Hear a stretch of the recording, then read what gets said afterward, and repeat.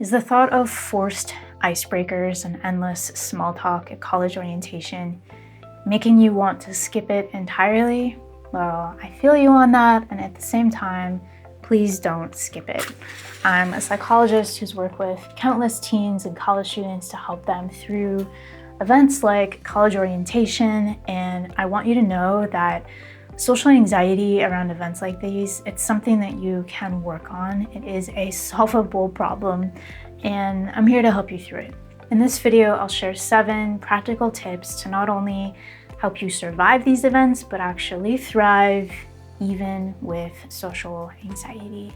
Tip number 1 is to validate why you're feeling this anxiety, and I'll help you out with that. I don't know if this is confusing to you, why am I having social anxiety to this extent, to this intensity before these orientation events? It makes perfect sense to me, okay? So going into college is a massive transition. It's a huge shift from a familiar environment where you've been in, maybe 4 years, where you're accustomed to the structure and to the faces and the predictability and the stability of that setting. And then there's this massive change, right? To a new environment, a new schedule, new teachers, new people, new setting, and all of that is anxiety provoking because anxiety is sometimes our body's way of preparing us to rise to a challenge. And when we're overthinking, it's our brain's way of trying to navigate the challenge ahead of time. But the good news is that as we set it in perspective with some of these tips that I'm going to be teaching you right now, we can calm that down. We can calm down the overthinking. We can calm down your body as well. Tip number 2 is part of that. Normalize the nerves. Consider that many people around you, many people who are starting at your school, are probably feeling some level of anxiety about this as well. And yes, maybe there's the social butterflies who are just purely excited and they have no nervousness. That's fine. Lord bless them. But consider that many people are feeling some anxiety about starting at this school, and they may or may not show it on the outside. They may or may not say that out loud, but they're probably feeling some measure of anxiety inside themselves as well. So when you look to your left, when you look to your right, as you're on campus, recognize that a lot of people are feeling the same way, and they're probably having some level of social anxiety. They're probably having some level of nervousness about starting school, similar to you. Tip number 3 is to relax your body in whatever ways make sense for you. Especially if you're noticing things like your stomach is hurting, your heart is pounding, your palms are sweaty, or you're overthinking, your brain is in overdrive. These are all signs that your nervous system is going into that mode to prepare you for this challenge, but it's possible to relax your body as well. There's a lot of ways that you can do this, but I'm going to teach you one that helped me before a job interview. And it's kind of like being a rower. So you're gonna, like someone rowing in a boat, I guess, I don't know. But okay, you're gonna push your hands out and you're gonna inhale deep down in your belly. So not up here in your chest, but deep down in your belly, inhale. And then as you exhale, you're rowing. And then inhale, exhale, inhale, exhale. And as you do this, you really want to feel like the power of your arms, all those muscles engaged, those muscles in your core, in your abs, and feel the power of those muscles. Engage them as you're inhaling and exhaling, and it can have a calming effect. So try that out and just repeat it as many times as you need to. If you need other ideas about how to relax your body, there's a ton of videos on this channel where you can see coping tools for anxiety, and I'll teach you a ton of categories of different coping tools that you can try. Tip number 4 is to set realistic expectations for yourself. No one is expecting that you're gonna meet your best friend or 5 million best friends on day 1 of college. Focus on connection, not perfection. Maybe your goal is to show up at one event. Maybe your goal is to show up at 2 events. Maybe your goal is to chat with 1 person or 2 people and remember their names and their faces. Whatever this looks like for you, set a realistic, small, doable goal.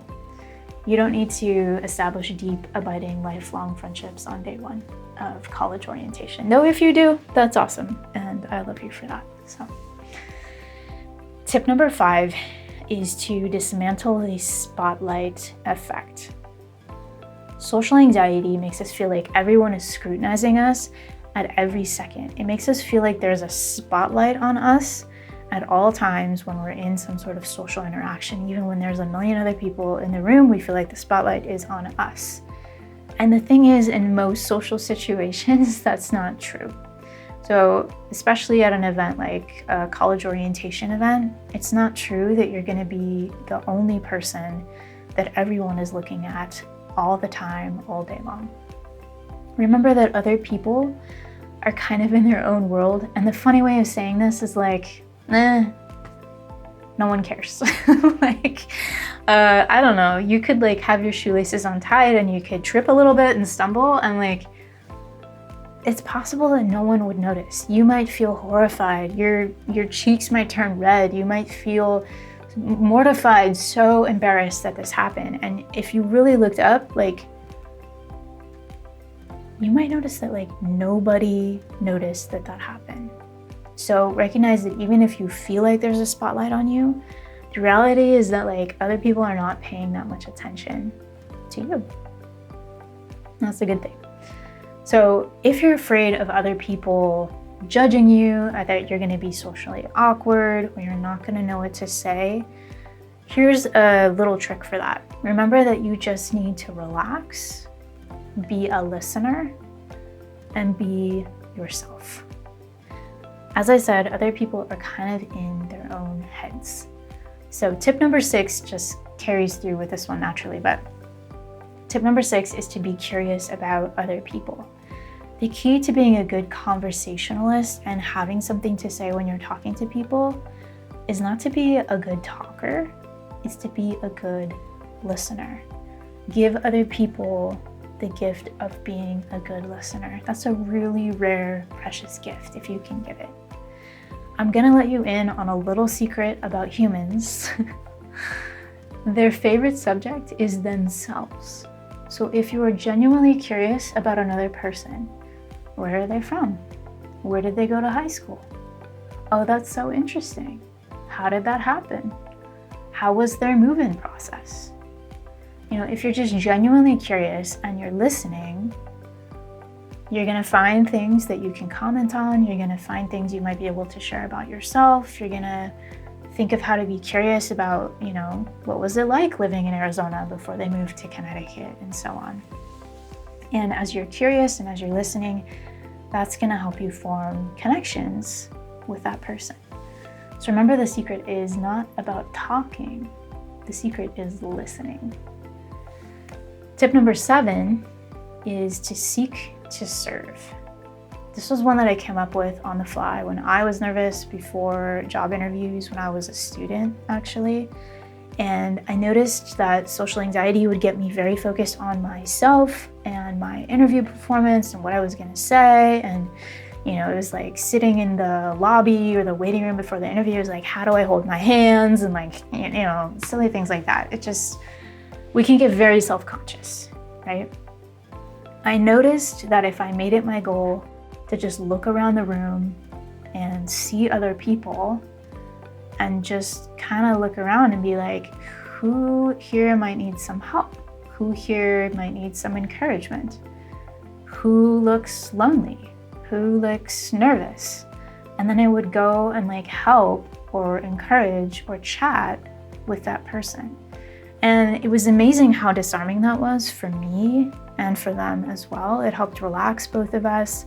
It formed an immediate connection between us. And it also took me out of myself because I was just leading with kindness and seeking to connect with someone else.